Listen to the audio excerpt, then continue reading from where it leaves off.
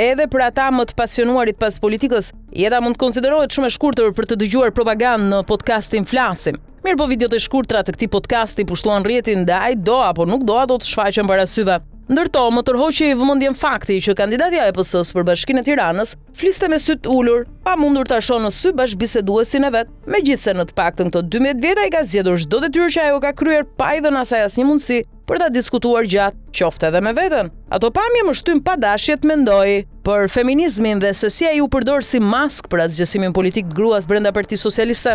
Feminizmi i cili supozohet të ishte oksigjen nuk mund të ofrojë si një sistem i mbyllur kushdo detyrë. Konsumohet nga gratë si vakt paracaktuar nga një burr. Nga një hapësirë ku gratë mund marrin frymë plotësisht, por ku edhe burrat nuk duhet të mbajnë frymën për të qëndruar në dhomë top, feminizmi u kthye në audicion.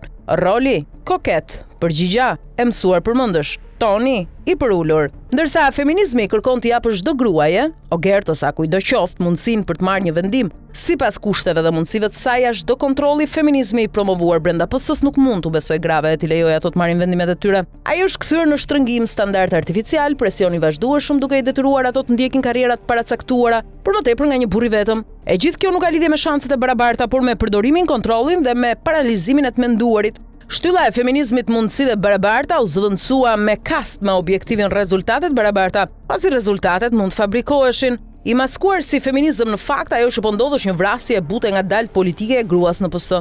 Gruaja brenda PS-s nuk mund të jetë kurse si e vështirë apo një krijesë me dyshime të mëdha, aq më pak një koktejl intelekti, intuite, rezistence dhe qëndrimesh të pamëshirshme, jo konformiste.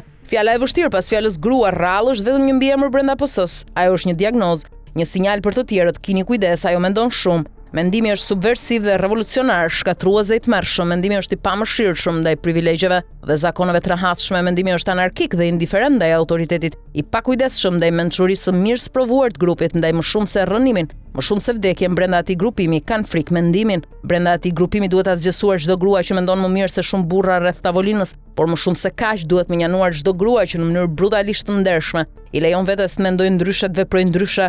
Në PS nuk ka vend më për gra arrogante që ndërpresin iluzionin kolektiv të harmonisë pikërisht në momentin kur ai bëhet më i joshës. Gratë në PS janë mikeshat harmonisë rreme sepse suksesi kërkon konformitet. Konformiteti nga ana e tij kërkon gratë lehta por ambicioze që mund të dominohen, heshtin, adhurojnë, të pafta për të toleruar debatin e shkëmbimin racional, të sunduara nga lojrat e statusit dhe teatrit së nueshmërisë emocionale. Por në pushtet gënjeshtrat kërkojnë mirëmbajtje edhe kur pushteti është i gjatë manipulimi sjell lodhje. Ambicia gryen edhe duart që e përdorin atë.